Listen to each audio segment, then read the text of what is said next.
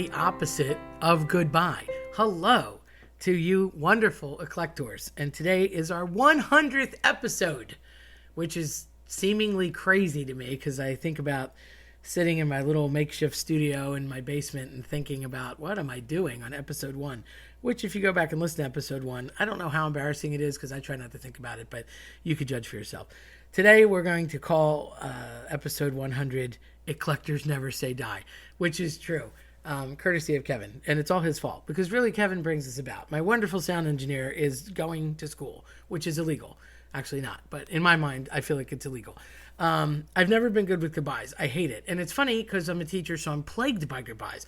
Every year, what happens? Prom, graduation, everybody goes to college at the end of the summer. It's like a constant Groundhog Day of what I hate. And yet, I always look at it like on the other side of the fence, that every year is like a book, really.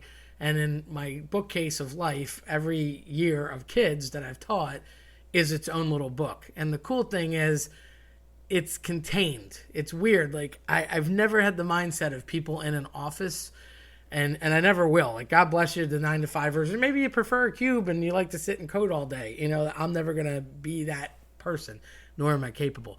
But to have that definitive beginning of a project and definitive end of a project, but that project is people. And you know, I start out and I've got this new book and I'm all like the characters I learned in the first 2 or 3 weeks, and then I remember them and I give them little nicknames and I think about them in a different way, and then they have this little journey, but I'm in the book with them. It's weird. It's like a choose your own adventure. And at the end of that time, I close that book and I keep it forever, but nothing goes back to that book. Like, you can't rewrite it, you know, because can't relive the past. Little nod to Gatsby there. Great book. One of my favorites. Go F. Scott Fitzgerald. But you never revisit the actual time in the book, but you can revisit the book all the time, which will lead me to your books, which will be a whole separate rant because I totally believe in them. But that's kind of how I've always looked at my career. Like, I have this bookshelf of different books, and every book is a different class, and every class has different characters and personalities in it, and some are really good books, and some are books that you think, ooh, should I give that away? But you can't. And I've had fewer of them, thankfully, than books that I love. But it is funny to me because it's not a wake up and go back to the office situation. It's a go back to the classroom situation and see that cast of characters. And they change. So in that way, it's cool because it can be very sad when those people go, and it could be you're looking forward to it because sometimes there's challenges. Whereas at work, you know, every day, now my colleagues obviously don't change as much, although lately, well, we'll talk about that another day. But for the most part, you're seeing the same people at the office every day, or you're seeing the same people that you work with every day, and maybe not necessarily the same client. But my clients, if you will, are always, you know, at least for a little while in school for, you know, 3-4 years, whatever, and they're there, they're accessible. Even if I don't necessarily have them, I see them. So it's really different. And as a result, I've learned, I always hated goodbye, but I've learned to not like it. I think it started when I was a wee tot, and my sister went to college. How dare she?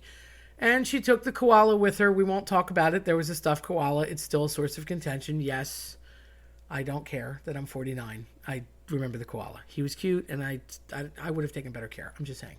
She left with the koala. And I was younger because I was the oops child. So I didn't really understand, like, well, I don't get it. You go to school every day. You were here. Why are you leaving to go to school? And then being the oops child and so much younger than like the whole entirety of my very large family, I was constantly going to funerals. So I was around, like, someone was always passing away because I was so much younger than them. And I figured out the death thing. Like, I knew they weren't coming back, but that was miserable. And so I just associated, like, leaving with goodbye. And I don't like, I guess, the permanence of it because I don't feel like it has to be, obviously, death, okay. But even still, you know, it's just because someone's gone doesn't mean you can never talk about them or, you know, celebrate them or remember good things. And then if they are gone but distant, now it's a really different perspective because technology such as it is, when I was a kid, there was no email. You know, you had to write a letter to somebody at college, or you had to rack up a really big phone bill. I can remember calling up to Penn State to talk to my buddy, and it was like, even though it was the 717 area code, it was about $1.50 or something to contact the initial contact, and then now it's a joke with cell phones. There's none of that, and of course internet, email. We didn't have email, so it was cool to get mail, actual snail mail. One of my students said to me, "Well, getting mail at college is like getting a parachute from the Hunger Games." I just thought that was so aptly put, because it's cool if you get a package, you want to know what's in it. And who gets mail? You get mail from colleges saying, "Hey, check us out," but you also get emails now. So it's kind of, but to actually get mail, that's always a fun thing. You get a little slip in your box, and then you have the reveal, and then you want to go to the campus hub and find out what it is. So that's still kind of a fun thing, which is funny how mail has become a novelty.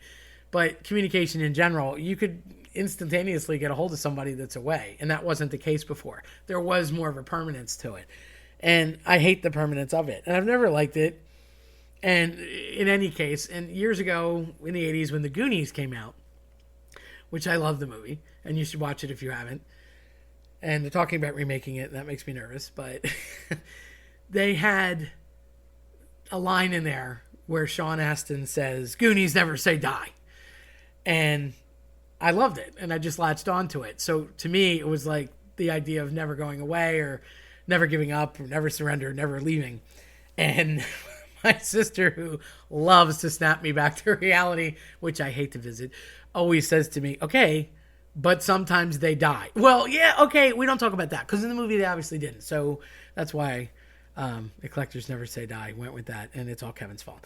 But yeah, I guess it's that time of year, and I have been lucky, fortunate, blessed, fill in the adjective, with a lot of people just always staying around the area, so I didn't have to adapt or adjust too much to when they would leave or go to school.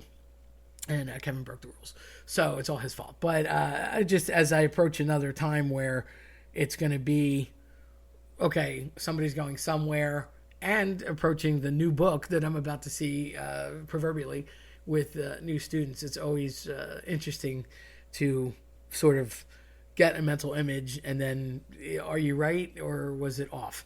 And then the other piece of this is that I think people in general, and really I think older people are worse than younger people.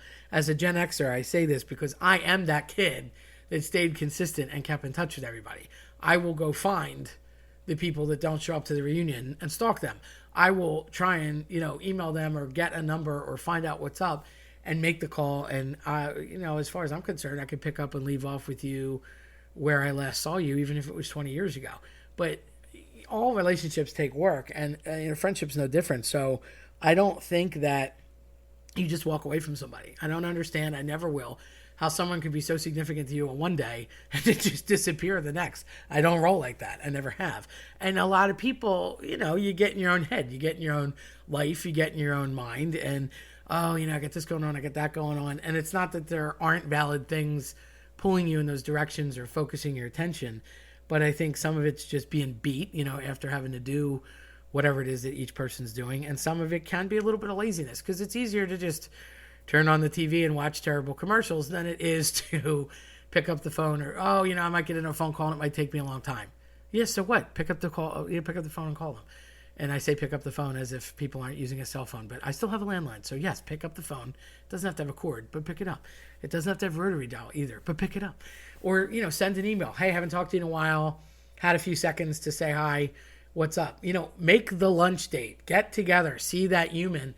Keep in touch, because if you don't, you're letting things slip by that aren't necessarily, something you have to lose or leave. And I don't think it's an all or nothing situation. I think you do what you do, and you live life, and you make time for all those individuals. It's not like you have to erase them because they went somewhere. Nor do you have to stalk them. I'm pretty good at that, but nor do you have to do that. And I've had a lot of my friends say to me, like, "Oh, if it wasn't for you, we stay in touch because, you're good like that, and I'm glad to be good like that. There are other people like me. And if you're one of them, then that's awesome. And if you're not an eclector, you should be. See what I did there?